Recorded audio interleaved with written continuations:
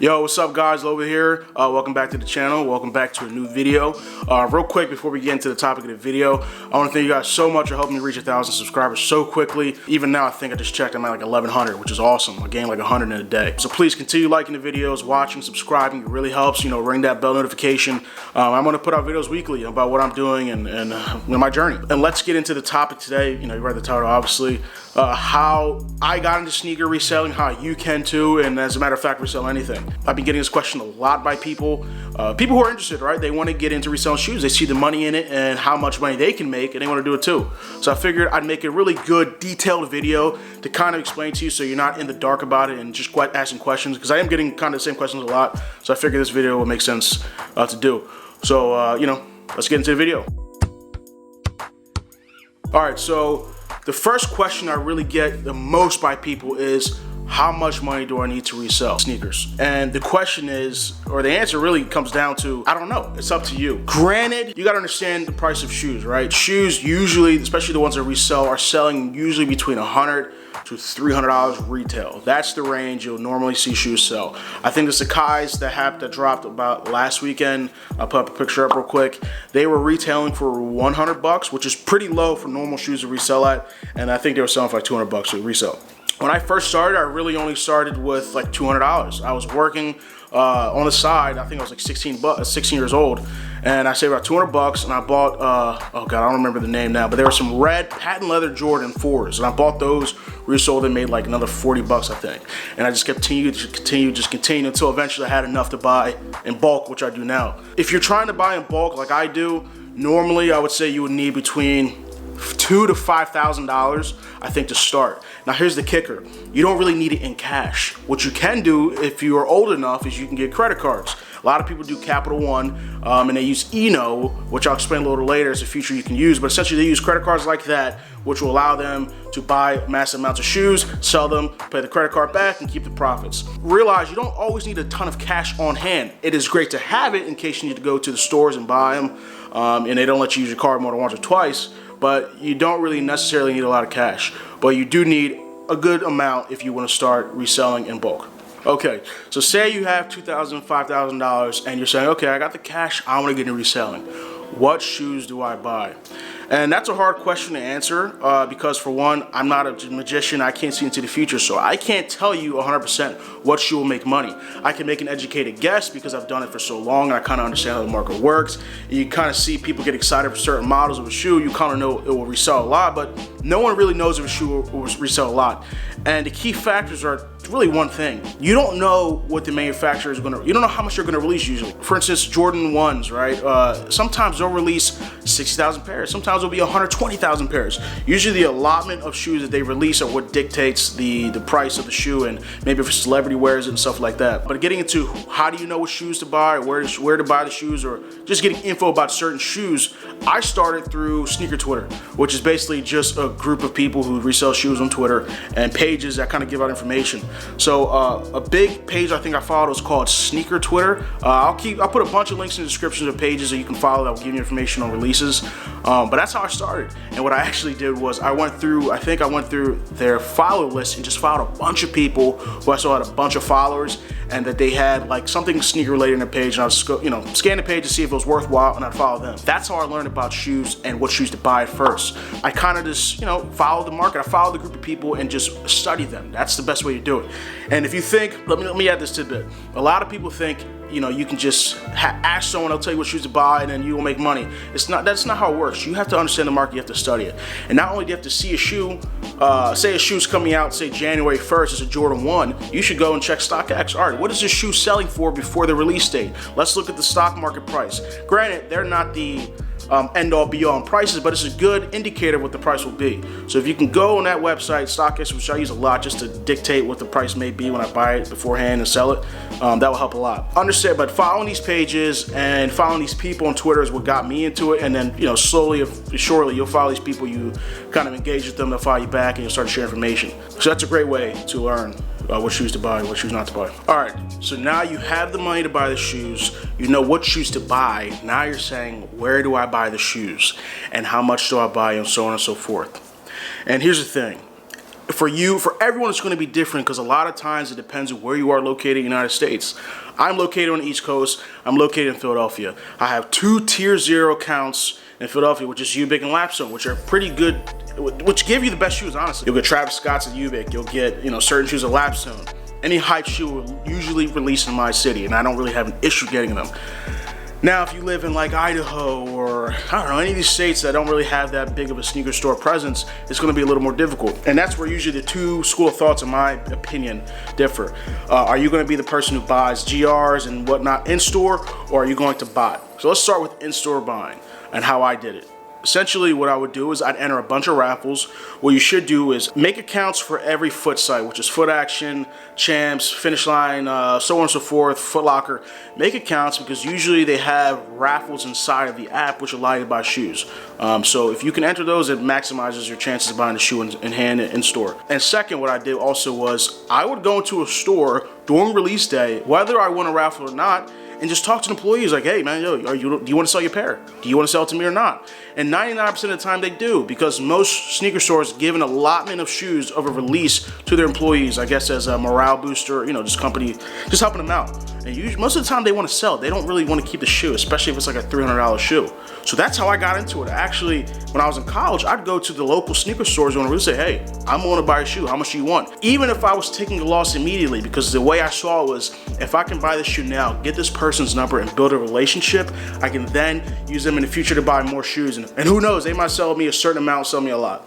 So that's a great way to get an in-store connect. Now granted, it won't always work, and a lot of it comes down to charisma and how willing you are to put yourself out there, but that's a great way to do in-store cooks. And it's helped me a lot because now I can reach out to a few people in stores and they'll be able to sell me shoes at a certain price, and I got them in hand. I can sell them at the most maximum price before they start to dip when people get online orders. And then the second school of thought is botting. Now botting is very, very complex.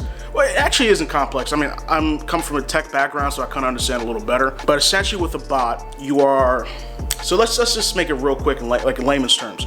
When you are checking out on your computer, say on footlocker.com at 10 a.m., you are one person, right? And usually you won't be able to check out. It will say too much demand in the store, you're not able to buy it. With a bot, essentially it is replicating you checking out at the computer hundreds of times. So your program is essentially making 100 versions of you and clicking on that bot and clicking on the website trying to get certain sizes. That is how bots work in the shortest term and the shortest way to explain. And what you usually need with a bot is, for one, you need a bot. You need a program that works and that has a good value point, so like it buys pairs. You need proxies, and you may or may not need servers. Those are usually, and actually the last thing is you need cards and addresses. So let's start with the first, right? You need the bot. Usually, what you can do is go to Botmart, and you can see on that website, botmart.io. Again, links will be in the description. You'll see the bots ranking and price, and not every bot is on there, but it's usually the best bots that people use. Like right now, I'm using Ghost Phantom AIO. That's on there. I think it's selling for like $700 right now. I bought it retail for $300. You'll see how many people are using it, how much it's bought, so on and so forth. Even on that website, you'll see the most expensive bot, which is CyberSoul, is selling for like $3,400, which is insane, but the bot works. So say you need to buy a bot, you have the cash, you can go Botmart.io and buy a bot. Second, you need proxies. Proxies allow, again, layman's terms, when you're buying shoes on footlocker.com, you're using your IP. If you're putting a bunch of cars and addresses to a bot and it's seeing only one IP, it's going to ban it and nothing will work. So essentially with proxies, it gives every single checkout instance or every single checkout person a different address, so they won't ban it and they see it as normal processing, normal purchasing on that day. So you definitely need proxies, and where you can find them, Sneaker Twitter, you can join cook groups. I'm building a cook group now, by the way. Hopefully it's released by this week, next week. I'm still waiting on the guy to finish some touches up, but that's coming soon. But yeah, you need the proxies. I'll put some links in the description. The thing with proxies too is that they don't always work. They come in batches, right? So a supplier may have 200,000 proxies they're selling. If that batch doesn't work, no one's proxies will work, so no one will be able to check out for that release. And it's happened a ton, and that's a huge risk for botting. Okay, thirdly, you need servers. The reason you would need a server for is really just internet speed, because you won't be able to get the fastest speed in your house. There's no way. Even if you have gigabit internet, you may at most get 900 megs, where with servers you can get to 1500, 1600, 1700 megs. So it's best to use those. I use them all the time. I particularly use Amazon their service, AWS. I think they're the best. They're pretty cheap and they work. They're pretty straightforward. There's really not much of service, right? Once you start up a server, it's basically a virtual computer, and you just download the bot, put all your proxies and whatever, and just move forward. Okay, lastly are cards and addresses. This is almost as important. This is, to me, is more important than proxies. Proxies are very important, but cards and addresses are as well. Because you don't want to buy a bot if you don't have multiple cards to use and addresses. It won't make any sense. So what usually I do is I have at least 10 to 20 different addresses I can use in the bot. And what you can do is you can do an address manipulation, right? So if you live in a house, say it's 1 ABC Road, you can do 1 ABC Road, first floor, second floor, third floor, fourth floor. You could try that. Sometimes it works, sometimes it doesn't. It depends on how stringent the website is with bots. And then when it goes along with cards, that's also important too. Again, when people use Capital One credit cards, usually it's because they have a feature called Eno, which lets you create virtual cards. It lets you create different virtual credit cards to use per address, and they're all different and they won't get banned. And usually you'll have good luck with that. And another option you can use, which I use all the time and you should use every day, is privacy. And this is not an ad or anything like that. It's just a great product. And what it allows you to do is create different debit cards that link to your bank account. So think about it this way. Set sneakers aside. Think you're on Spotify and you want to use a trial and you don't want to pay for it the next month. You could put a privacy debit card, put that on there, pause it, so when you sign up, yeah, you won't get charged, blah blah blah, but when they try to charge you that next month, because you pause it, you won't get charged, you don't have to pay anything. So privacy is a great service. I have a privacy account. I'll link my share link in the bottom below so you can make one. That's really, really, really crucial in reselling shoes. And you also have other options and stuff like that. Again, I'll keep everything in the description below. I don't want to keep this video too long, listing stuff like that. But proxies, cards and addresses are primary to me before you should buy a bot. Then it's buying a bot, then it's a service. So in that order is what you should look at it as. Bots are very important. Again, look at botmart.io and just follow Sneaker Twitter or anywhere you might get your information to see what are the best bots to buy. So you've got the money, you've got the bots, and you bought the shoes. Wow, you're doing great, which is good. If you'll be able to get to this point, you're doing well. Now you gotta sell. Now you did all those steps, now you gotta sell, and now you gotta make your money. How do you do that? You have different avenues to sell. You can sell in person to your local area. You can put them on Facebook Marketplace. You can put them on OfferUp, all things like that. Especially if you live in an area that's not in a city, you actually might make more money doing that because people don't have another option. They can't just go to, say, the next local store in Philadelphia or New York to buy the shoe. They have a very limited resource to buy them. So you can do in hand, or you could do websites like eBay. You could download apps such as Go to StockX. Those are also great mediums to sell shoes. Granted, you are going to pay them fees to sell. So on eBay, I think you pay 13%, and it kind of trickles around the same with Go and StockX. But the more you sell on StockX, I think they give you a lower fee, so it might be around 11%. We're paying minimum 10% to sell on these apps. And why do you pay that? You're paying it because it gives you protection. It gives you protection against being scammed. It gives you protection against chargebacks and things like that. When I first started, I really heavily relied on these apps, mainly because they usually give you your money pretty quick. I live on the East Coast, so if I ship to StockX or Go, they'll usually get the shoe the next day or the day after, and I'll get paid the same day. So if I ship it out Monday, I'll get paid usually by Thursday or Wednesday, and it's a pretty good amount, minus the 10 to 13%. And the third avenue are consignment shops, which are, again, not bad. Usually you want to send them just to Flight Club and Stadium Goods. Those are the premier consignment shops in the country and usually around the world that people use. But there's also local consignment shops usually in your city. I have one called Common Ground. If you're in the city, check them out. Great shop. And those are a good option as well. And lastly, and I say lastly for a good reason, is eBay. So eBay just recently took away fees for selling shoes. So now if you sell a shoe, you're only paying 3% towards PayPal, and that's it. You're not paying much. But the risk is that eBay is full of scammers. eBay really, it's inundated with scammers. And the problem is eBay usually will side with the buyer rather than the seller. So it's a trade-off. Yes, you'll make more money on eBay on certain shoes, specifically GRs, right? Like Jordan Bred 11s, the UNCs that just came out last weekend. I sold them all in like a day on eBay, and I made good money and I didn't pay any fees on the apps. But what happens is, say a month down the line, someone could just say, hey, you sent me fake shoes, I want my money back. Granted, I have the receipts and I have protection against that, but still, if you're not prepared, you can lose your money and you will lose the shoes. It has happened. I've actually had an instance where someone tried to charge back $800, I think, a few years ago when I was selling Oreo Yeezy 350 V2s. And luckily, I was prepared. I actually did some back tracing. I was able to contact the buyer directly, and their family and the parents ended up being a kid who was just trying to hit a lick on me. But I got my money back. Rest assured, I wasn't playing no games with that. But that's the risk with eBay. You know, if you sell on that platform, you more than likely will experience at one point or another someone trying to charge back on you and scam you. There's really nothing you can do with that. Just do your due diligence, stay prepared, and you should be okay. In the thousands and thousands I've sold on eBay, you know, I think that was the only instance I've had. There were people complaining usually about a refund. I'll refund. It's not worth getting a negative feedback. But yeah, eBay to me, that's the option I prefer.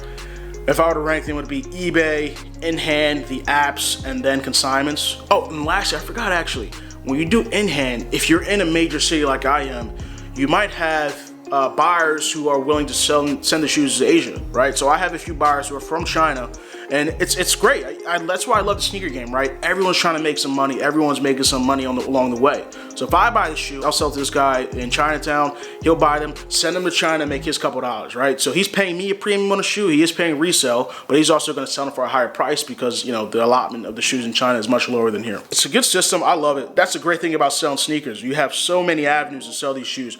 You're not really just stuck in a niche group, say if you're selling like trading cards or you're selling postage stamps or stuff like that. You have a lot of options to sell the shoes, and you have a lot of avenues on where you can sell them.